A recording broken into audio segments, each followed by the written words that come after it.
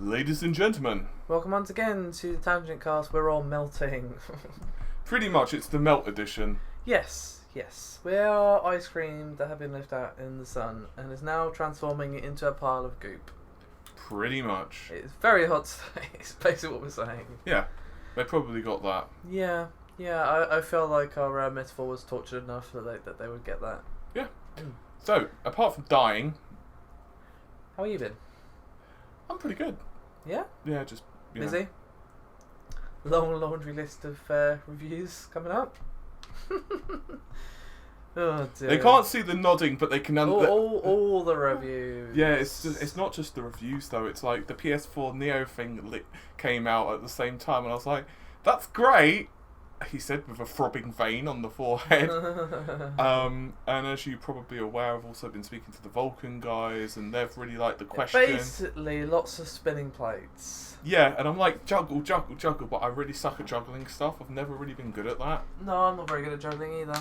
I don't know why. It's like, it's just not been something that Hand-eye coordination. Yeah, I can do it, but I have to like get into it. And after I've done it for like, I don't know, half an hour, I can start doing it. But the moment I walk away, I can't do it again. It's just weird. Yeah, I've been okay as well. Busy as always, So I guess the inevitable question is, what have you been playing? And let's just cut the story and say Overwatch and just move on. Not just Overwatch. Okay. Give me some credit. I've also been playing. For Dark Souls 3? No. As I said, I'm waiting for the DLC to come out before I play that. Okay. Anyway, what I have been playing is something I bought on the Steam sale, which is Enter the Gungeon. Right. It is similar vein to The Binding of Isaac in that it's a roguelike game where you go down several floors and everything's procedurally generated and everything like that. What's kind of cool about Gungeon though is it's quite different to Isaac in the gameplay. Whereas Isaac is very based upon like the items that you pick up, because very RNG. Like if you get shit items, you're pretty much you're done. Whereas with Gungeon, it's like, well, there is some elements of that where you pick up items and stuff. It's more based upon your Twitch reactions and like how well you play. Yeah, that was one thing I had against Binding of Isaac. It was a really good game, but it was a bit too, It was a bit too RNG for my tastes. I mean, Gungeon still has some of that, but it's much more focused on your skill level, which obviously means I'm fucking terrible. I was going to say, well, you're screwed then. I really enjoy the game, but I am so bad at it. I'm making the developer cry. I'm so bad. It's a really good game. I'm really enjoying it, even if I'm awful at it. So Okay. there you go. That's what I've been playing, and Overwatch, of course. Yeah, you do seem rather. It's just my game. Just like when I just want to quickly just play something quickly for a couple of rounds for 20 minutes and then move on. Per round. No, not unless you're playing competitive where the matches go on for like a fucking hour, which is why I haven't been playing competitive. No. Fair enough. Alright, shall we move on to the topics? We have quite a lot to discuss. Thanks for asking what I've been playing. Oh, sorry. What have you been playing? Well, I've actually been playing some games for once. Oh, what have you been playing?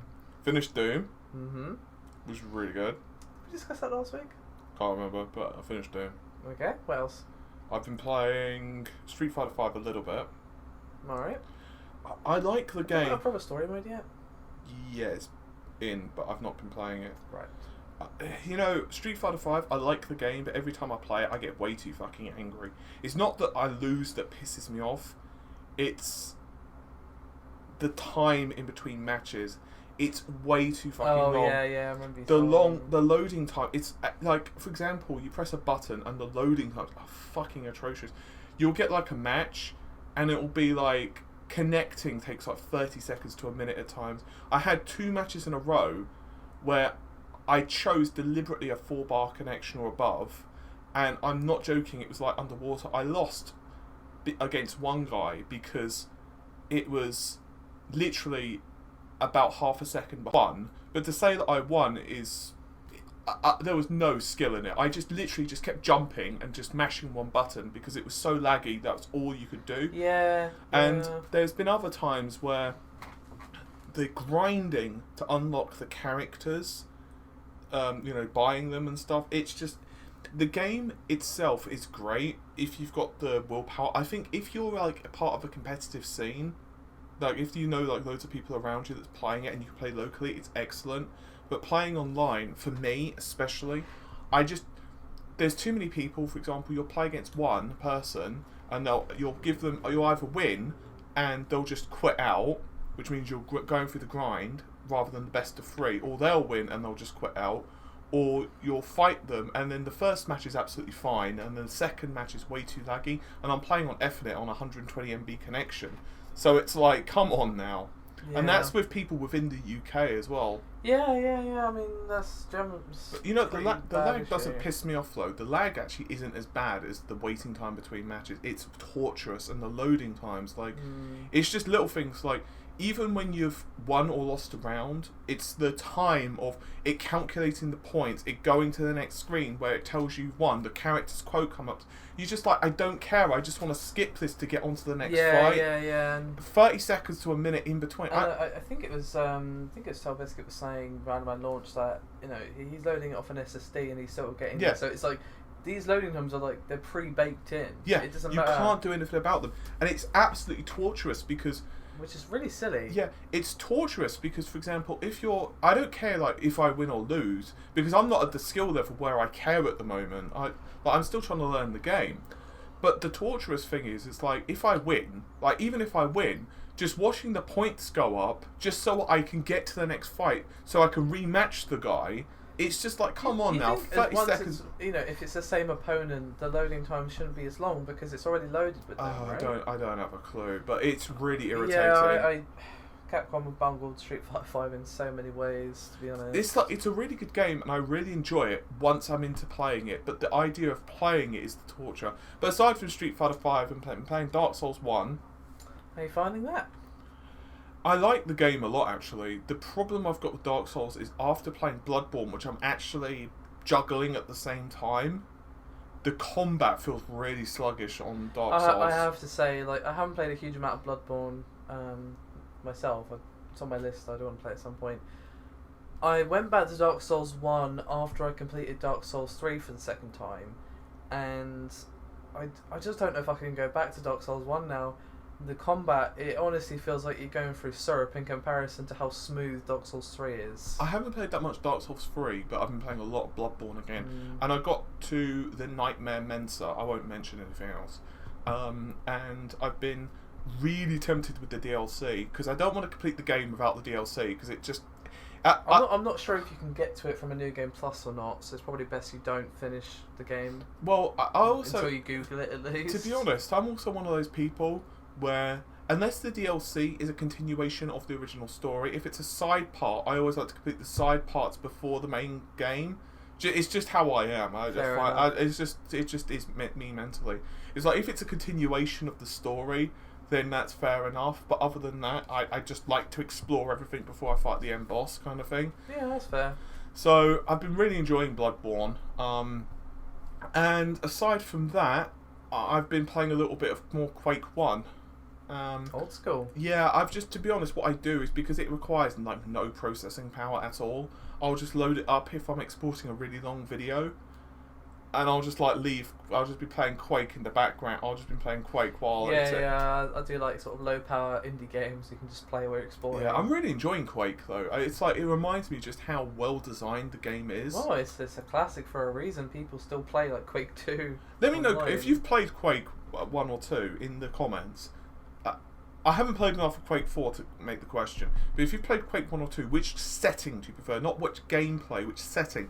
For me, I much prefer the setting of Quake 1. I think it's just...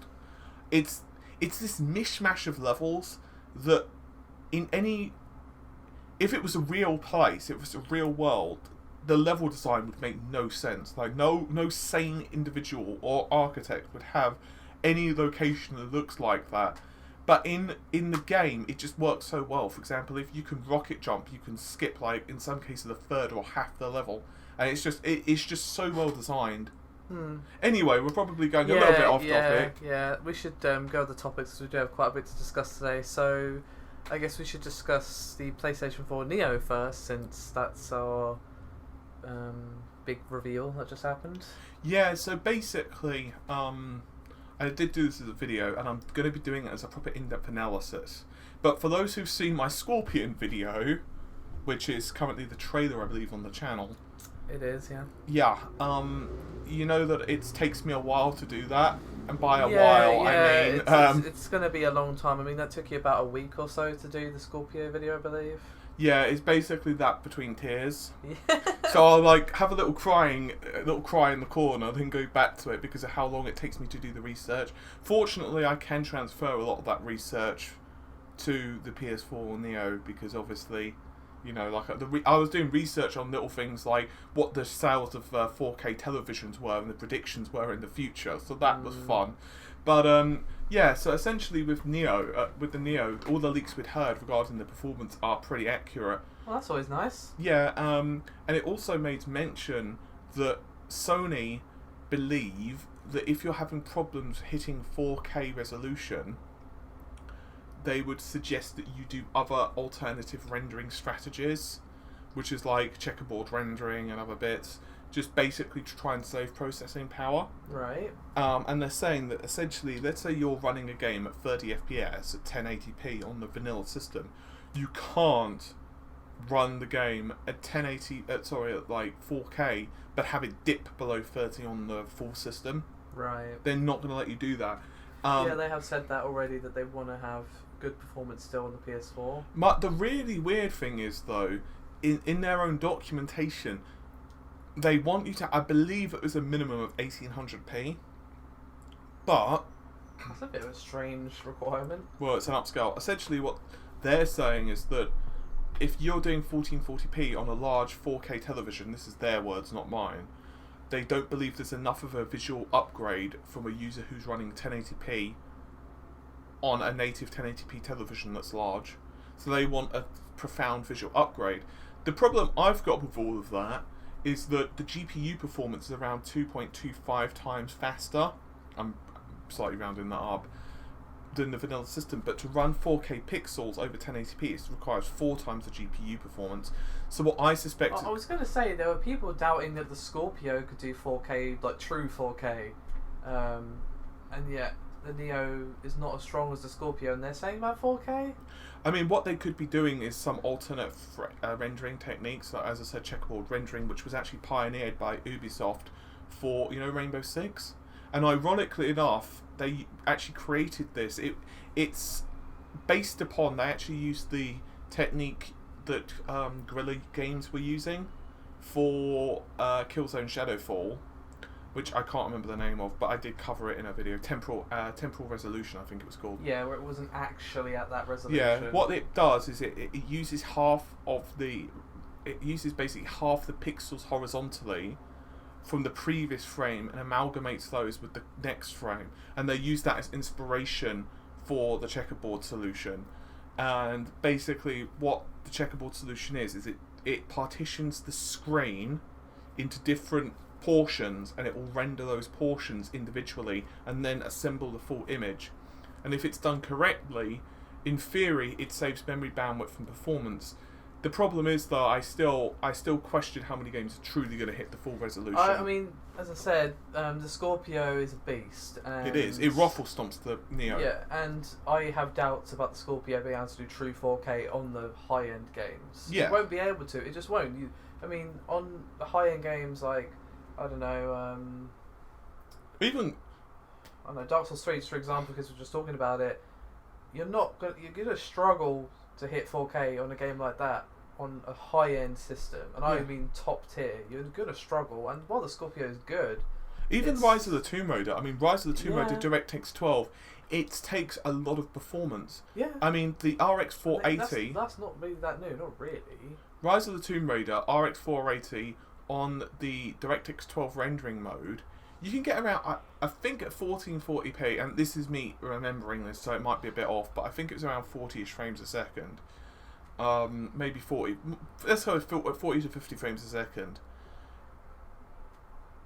So, at 4K, considering the RX 480 is about as fast as the Scorpio, you can start seeing how the problems are going to start occurring. I'm sure they'll be able to pull it off with some games, and maybe they've got some tricks up their sleeve that we don't know about yet. It's entirely possible. Well, just from what we know, It seems a bit of a tall order. Is all. The thing is, Microsoft are actually being a little more like Sony really want you to hit a higher resolution, but Microsoft kind of recanted a bit and they said that we don't actually care how you use the power, we just are giving developers more power. So it's going to be quite weird. But then both companies are also coming at the whole solution very differently as well. Yeah, I was going to say, like, obviously we haven't seen the official reveal for the Neo yet, so we shouldn't like count any of this as gospel, but it does seem that they're approaching this from very different angles. Basically. So shall we mosey on over to the next topic? I would say we should discuss the next topic. And do you want to talk about the mini NES just for something a bit different? Yeah. This was actually...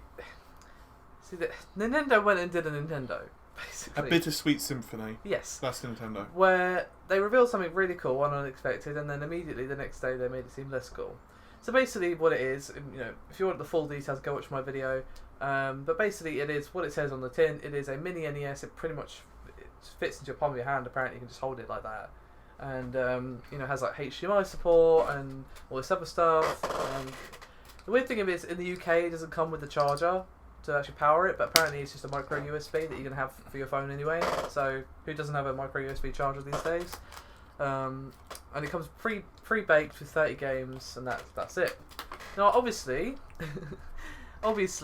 myself and many others assumes that you would be able to buy like more games, either digitally or via some sort of physical SD card or something like that. Like you would think logically it would plug into something like the NX, or you'd be able to plug it into like the something. Well, there was two theories basically. One is just going to go into the virtual console store that they have for the Wii U, just for example, and you'd be able to download whatever for it, or you'd just be able to go into a shop and buy an SD card with 20 games on it or whatever. That's not the case. Basically, they've said that not only will it not connect to the internet, which I can understand actually, that's not too unreasonable. It does seem like an awful lot of hassle and there's security concerns and everything like that. I can see why they didn't go down that road. However, they are also not allowing you to buy any more games. So the 30 games that you get, that's it. That's your lot. And I think that's such a stupid decision. Do you know what's going to happen? What? Modders are going to get hold of the system, they're going to crack it, and they're just going to make it so that it can run ROMs. Yeah, that's what's going to happen. So basically Nintendo has just lost out on money, and to be honest, for many people, including myself, the value proposition of the mini NES has just gone down a lot. Or it's 50 quid. Or you know what people will do? They'll buy a Raspberry Pi. Right. You know, Android system, obviously. Yes. They'll buy a Raspberry Pi. They'll gut a mini NES. They'll just use one of the billion NES emulators out there. They'll stuff the Raspberry Pi in the box, in the case. They'll just make their own mini NES that's got 1,000 different ROMs on it. That's what I'm saying. Like, I don't understand the decision to not allow you to buy, like, put an SD card slot or whatever into the mini NES, or even just a USB, whatever you want, and then you just have more games to buy in a shop on there. Done. It's not hard. And yet they've decided not to do this for some reason. I genuinely don't understand. It does have a good selection of games. Well, don't get me wrong. There's 30 games baked into the system, and you get them all for your $60 as well as the machine as well, of course. That's a good deal, but when you can't buy any more games for it, you're literally... I know. That's it. Once you've played all those games, you're never going to touch it again. And while 50 quid is damn cheap for a console, it's still a lot of money. It's $60. You could buy a AAA game for that, basically. Yeah. So it's like, okay, while you're getting a lot of games for your money, don't forget that these are games from like 20 plus years ago. So they're like an hour or two each. Basically. Well, Mario's not. They're pretty damn long. Yeah, I know, but, you know. And Metroid as well. Not all of them, but some of them are going to be fairly short. Because obviously there's... I think it has save state as well, doesn't it? It does have save state, yeah. So it basically is an emulator, essentially. Yeah, that's what I'm saying. People are just going to make their own. So it just... I don't understand the decision to not allow people to buy more games for it. Alright, I've got a project for you. A lot of people. I've got a project for you all.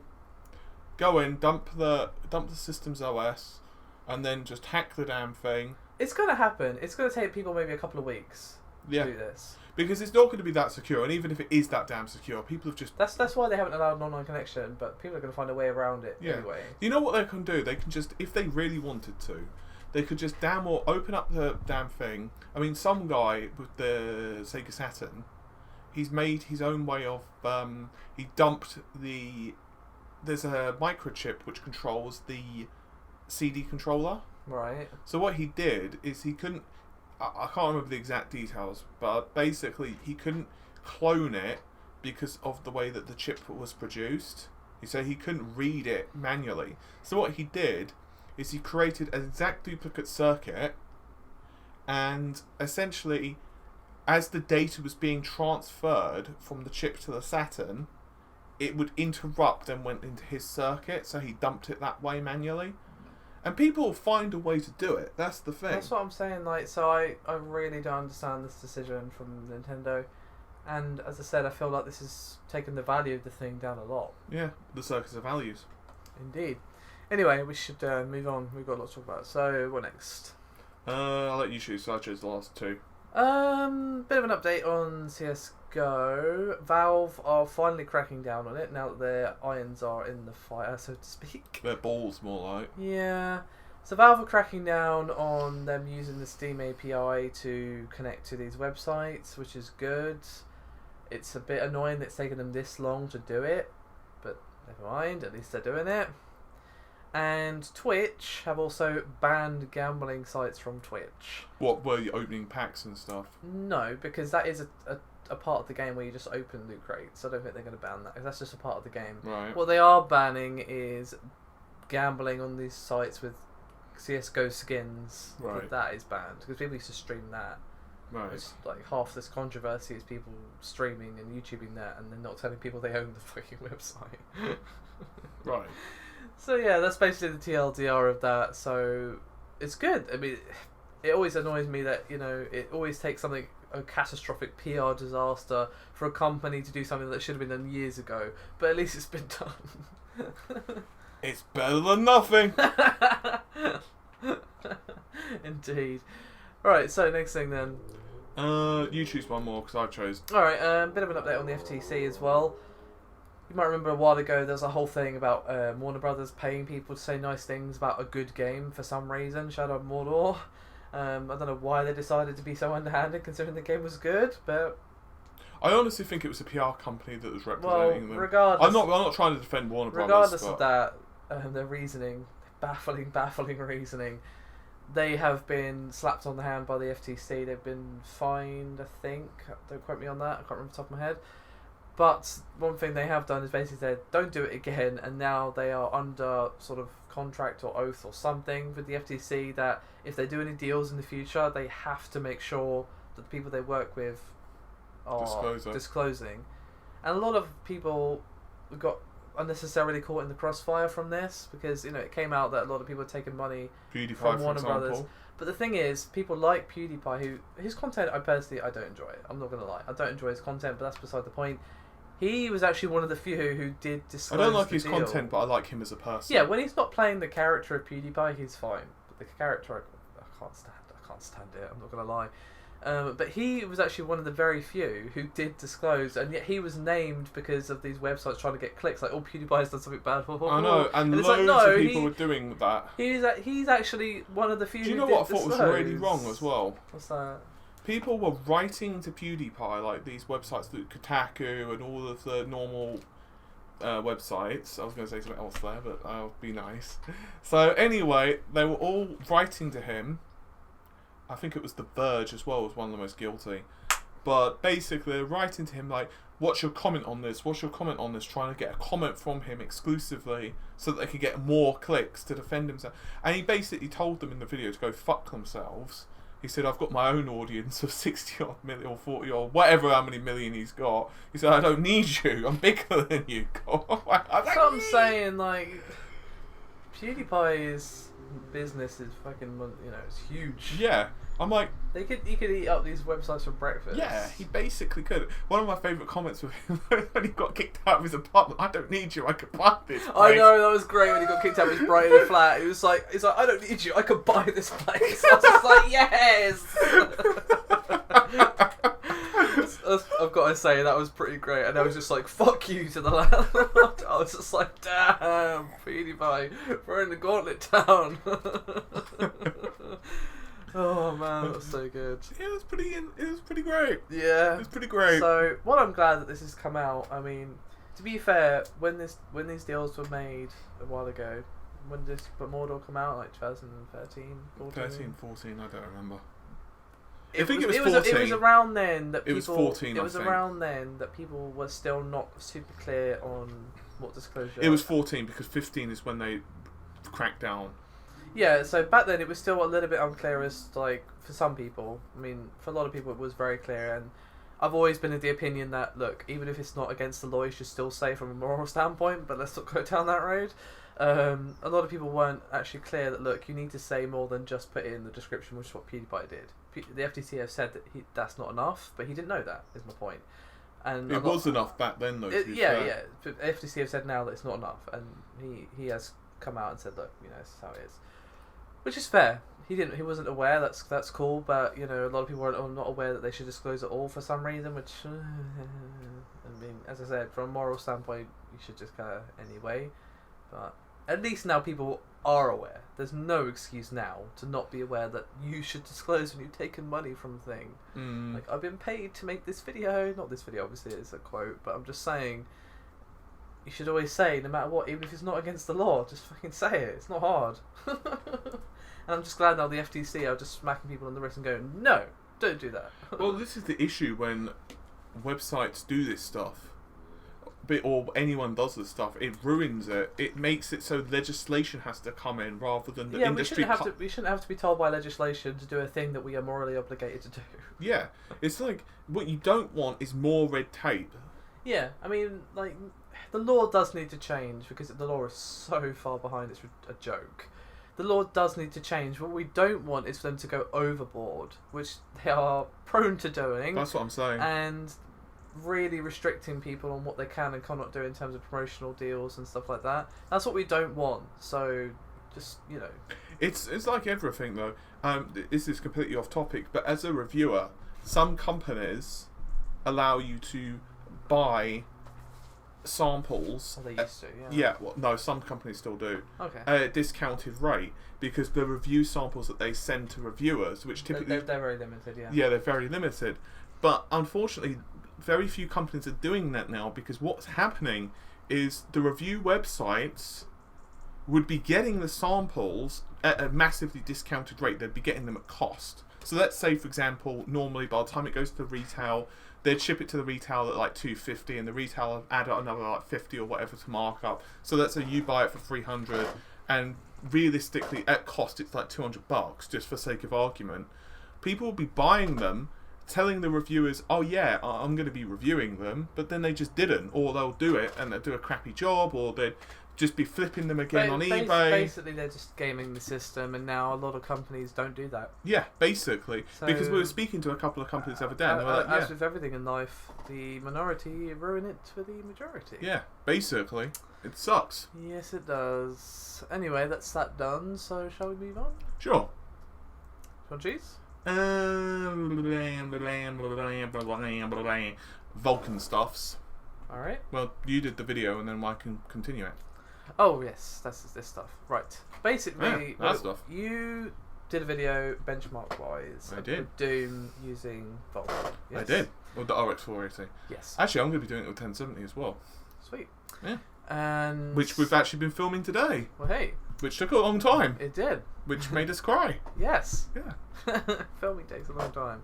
Doesn't sound like it should, but it does. Yeah, it's the setup and prep. Yeah. Anyway, so basically, it came out and made some more comments regarding asynchronous compute and compute in general, and how they're going to be using Vulkan more for their IDTech 6, and they really want to push the technology, because they're basically saying that it has a lot of advantages over OpenGL and DirectX 12.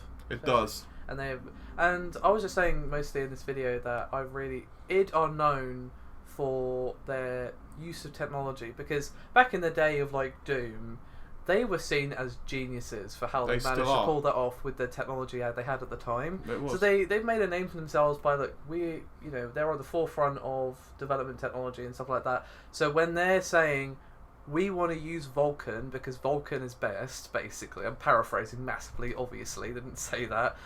That's pretty much what they said when it comes down to Well, that's actually one of the questions I asked I'm sure Cronus Group. Yeah. Go watch my video for all the details, because I can't remember a lot of what they said to me. This is very complicated, but go and watch that video.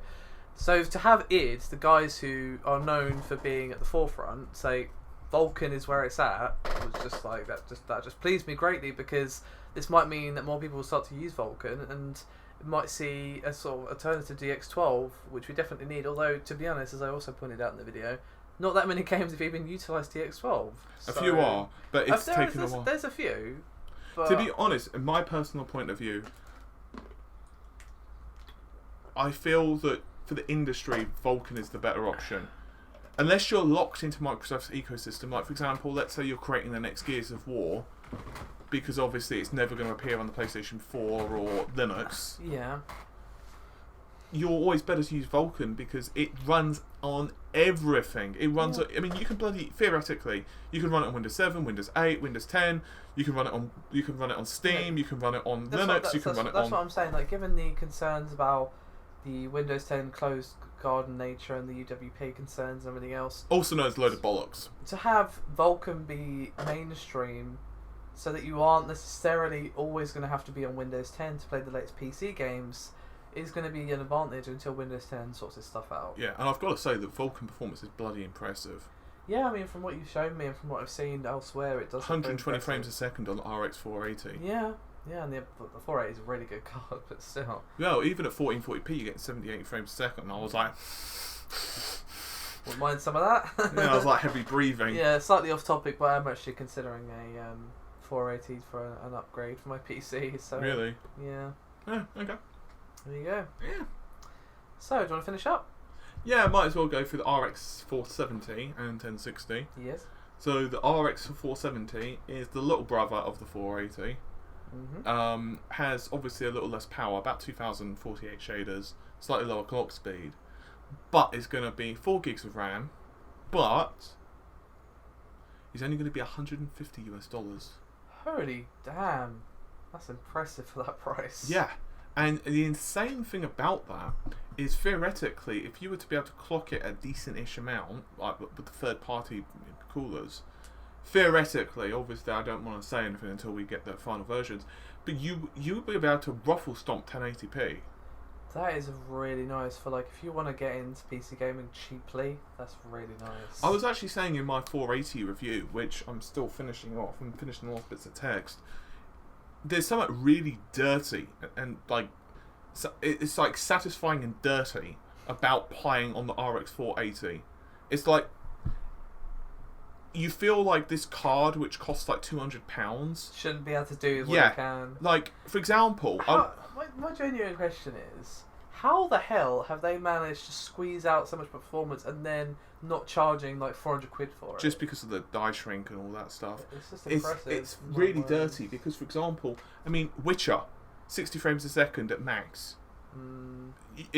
There's something really ridiculous about playing Doom at like 80 frames a second at 1440p. It's disgusting, but it's so good. Yeah, it's like the worst, kinkiest sex you've ever had, and it's like that. It's so fucking great, and you think to yourself, I feel such a dirty boy right now, but you don't care. It's the best. Oh, that's it. Okay. It's like so the 470 is still going to be impressive considering how cheap that is. Yeah, I mean, obviously that's like 1080p, but even so, I mean, for 150 though. That's dollars as well, so it might be a little cheaper in pounds. 130, I'd guess. 130 to 150. But and like, you know, for example, a friend of mine was saying to me a couple of months ago that once they've like sorted out their house situation because they're moving house soon, they want to get into PC gaming because at the moment they've just got a PS4 and they've come over my house and they've seen the light of Gay Ben, and they want to get it into PC. And to be honest, assuming these 470 is out by then, that's probably what I'll recommend because that's a really good sell. So look, you can play any game you want and still way better than the PS4. What's really $150? I tell you what's nuts though is the RX 460 could run Overwatch Max apparently at 60 frames a second. To be fair, Overwatch is not that graphic. Even so, though, the fact is, it's a cartoon game. Yeah, but it's going to be like $100 the RX 460. That's nuts. That's crazy. And the 1060 is also looking really nice as well. Yeah, I mean, I was looking at the 1060 as well, and the main thing that put me off the 1060 is the fact that there's no SLI option. Because what I was thinking with the 480 is, look, it's about the same price, but if I want to save up and get a second card, and make a beast of a PC. Well, yeah, it's faster than the GTX 1080. Yeah, so I can do that with the 480, whereas for some reason that I don't understand, there is no SLI option on the 1060, which is the main thing that put me off that card. It's really bizarre they did that. I don't understand. I mean, I do understand in the way that, look, why would you buy a 1080 if you could just buy two 1060s, I guess? But surely by the time you bought two 1060s, you might as well just buy a 1080? Probably no, probably still be cheaper. That would be about $500, and considering entry level of 1080s are like 600. Yes, that's probably why they did it, but it still feels skeevy to me to do that. Yeah, but anyway. So we had a couple of questions. We have a question this week. Do you want to read it out? Yeah, it's from Dan P. And he said... Who actually won a game from us a while back. Yes, he won GTA 5, I believe. Yeah. And he says, have you been disappointed with the game to begin with, then loved it by the end? Have you enjoyed a game and then hated it by the end? Do you want to start? No. I don't really want to say.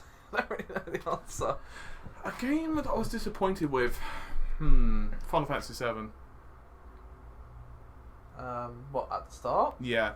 At the start, I really did not like it. Interesting. I found it like... I think it's because at the time I was playing it, I also had like Dooms and Legacy of Kain, because basically I bought it with like 8 other games, or 7 other games, whatever, with my PlayStation 1. And I know I just got to the beginning of Midgar and I was like, I don't see what all the fuss is about. And it wasn't until I actually really sat down, put the time in, and was actually reading the story rather than trying to blast through it that I really understood. And I was like, oh my god, I've seen the light. Yeah, I mean, I'm kind of torn on my answer here because Final Fantasy 7 is actually a really good answer for me as well, because when I first played it, as I've said, I think I've said this before, thank you. As I said before, when I first played it, it was just around a friend's house, and I just didn't get it. I didn't get it at all, and it took years for me to play a Final Fantasy game after that, because I just wasn't interested. But, I mean, to be honest, the most relevant answer for me is probably Dark Souls, to be honest. When I first played it, I didn't get it. I was just like, I don't... Because obviously by this point, it had been out for years, and it had been hyped to the rafters and back. And I was like, alright, okay. It's on sale on Steam. I'll buy it. Why not? It's like £5 or something. And at first, I just didn't get it. I didn't get all the fuss was about. The combat just felt kind of clunky. The UI was designed by aliens. It was weird. I didn't get it at all, and I just kind of pushed through because I was like, right, no, come on, there's got to be something that I'm missing here. And eventually, I fell in love with the game, obviously, but at first, I didn't get it. I'm not gonna lie, I did not get it at all. I don't know about a game that I ended up hating it by the end. Because I'll be honest, if I'm someone that likes a game but then stops liking it halfway through, I will just be like, fuck it. See, I do that now because there's so many games to play. But back in the day when you only had money for like one game, right?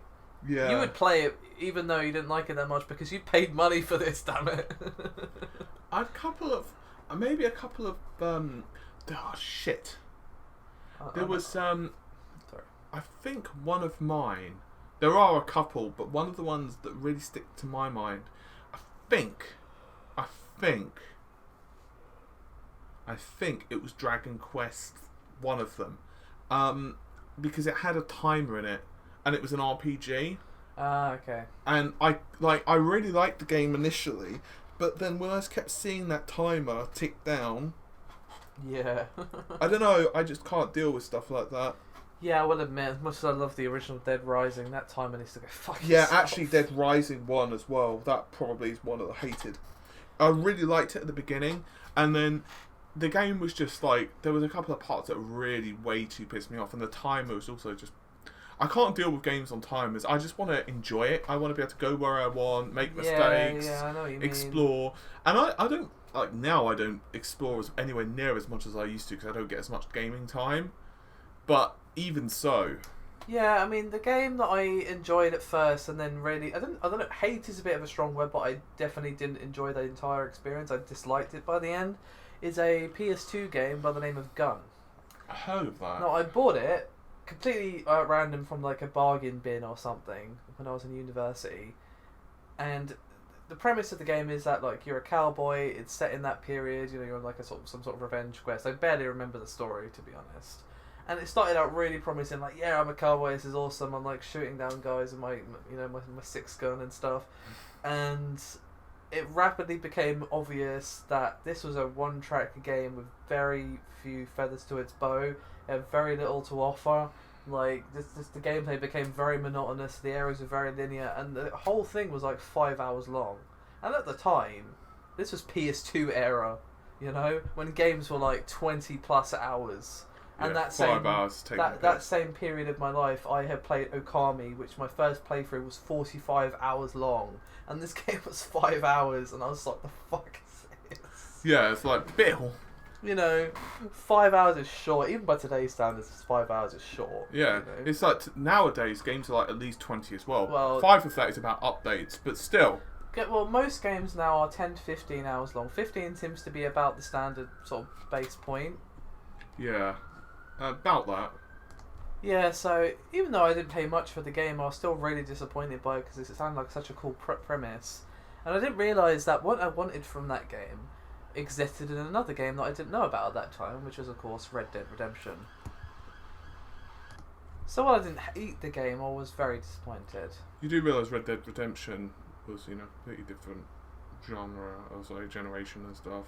I'm just saying, the game that I wanted out of Gun exists now. It didn't at the time. Yeah. But I mean, I don't remember what year this was, to be honest. I don't know if Red Dead Redemption was out. Red Dead Redemption was released. Because don't forget, I didn't buy my Xbox 360 until 2 years after it came out. So Red Dead Redemption Gun was on the 360 as well. I know that. Was it? Yeah. I had it on the PS2. It was definitely on the 360 as well because I kept seeing it and feeling. Yeah. So Red Dead Redemption. It had like an. I think it had a gold skull on it or something. Yes, it did on the cover. Yeah, I kept seeing it. And I was going to be like, oh, this is kind of cool. It's not great. It's not great. Yeah, so I changed my mind. Yeah, so the game that I wanted Gun to be is actually Red Dead Redemption, basically. Which apparently now works on Xbox One, but backwards compatibility. They need to bring it out on PC. That would make my life. They don't understand. Yeah, we could play it at more than 3 frames a second. Alright, is there anything else, any other games you want to add to the ring here? I mean, I'd say Final Fantasy 7 for me as well, and Dark Souls. I'm trying to think of anything else. There's another game that I bought from a budget place, but I can't remember the life of me what it was called. It was fucking terrible. What about any AAA ones or really big ones? What about Assassin's Creed Syndicate? I enjoyed that, actually. You did? Yeah. Syndicate was a return to form, actually. What about Unity? Unity's fucking dog shit. Yeah, but you were disappointed in it, surely. What do you mean? Well, I mean, you had high hopes for it. Not really, because by the time I actually got hold of it, I'd seen firsthand the performance problems on console, and I was just like, oh god. So by the time I played it, I was just kind of bracing myself for the worst. Because don't forget, Unity came out 2 weeks after, I believe, on PC. So I'd seen it on PS4 and how it dipped to like 20 frames a second when you're throwing smoke bombs and stuff. And then it came out on PC and I was just like, what is this abortion? Please help. Yeah. It was, it's such a shame because the game itself might be good, but I just couldn't deal with how many problems it had on PC. I was just like, you know what? I've got so little time to play games, I'm not playing this broken piece of shit. Yeah, that's the big problem. I think if you've got like a game and it needs massive amounts of patches and you're... Like, one of the games for me that I was really disappointed by and ended up loving it actually was probably Batman Arkham Knight. Really? Yeah, like, with all of the kerfuffle at the start. I think you had a surprisingly smooth experience compared to a lot of people, though. Yeah, but even so, it wasn't brilliant at the start. And then after a while, I was like, you know what, the first major patches or 2 dropped. I was like, frick it, I'll just play. And I believe I was playing on an R9 390. It was either that or the 290X. But either way, I now had a good amount of VRAM. And I remember the experience was okay-ish.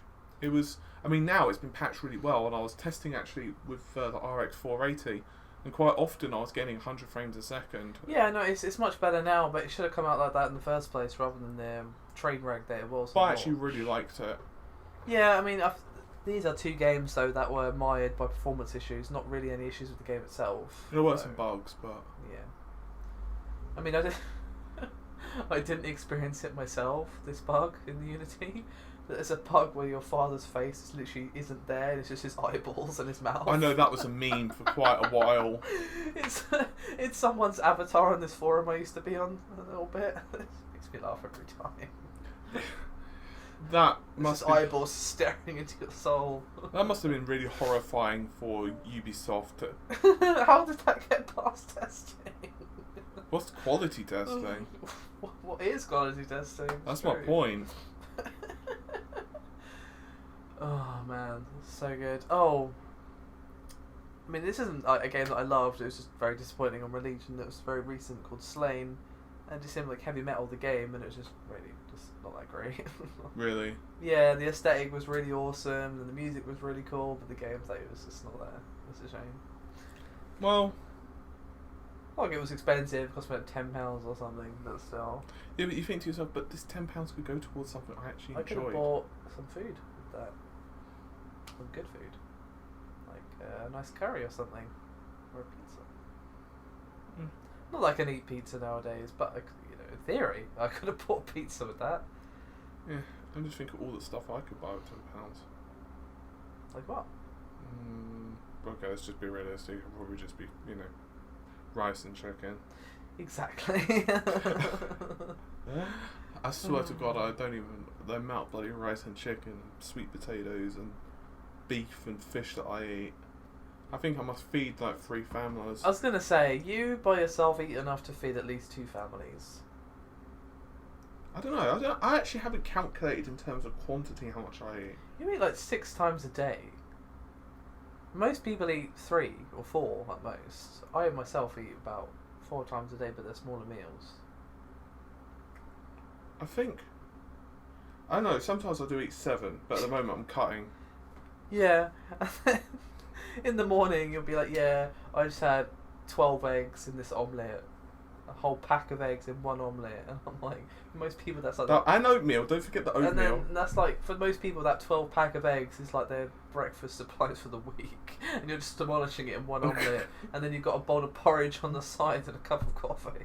I'm just like, you feeling the 9,000 over here or what? Well, I need a protein shake as well, usually. This man is an eating machine. Well, I try to live by the 1.5 to 2 grams of protein rule. Which is what?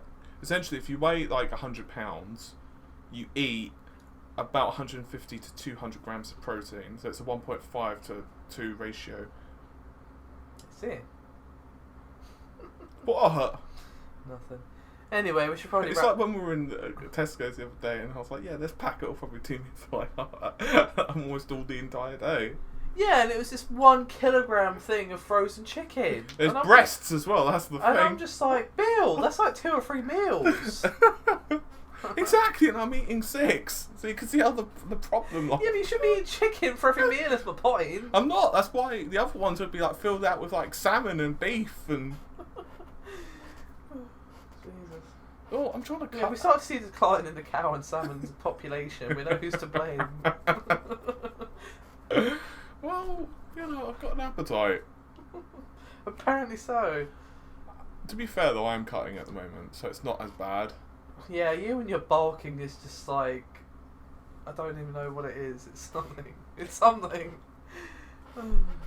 It's quite funny though, because someone was asking me how many protein shakes do I have, and I was like, they're like, how many protein shakes do you have?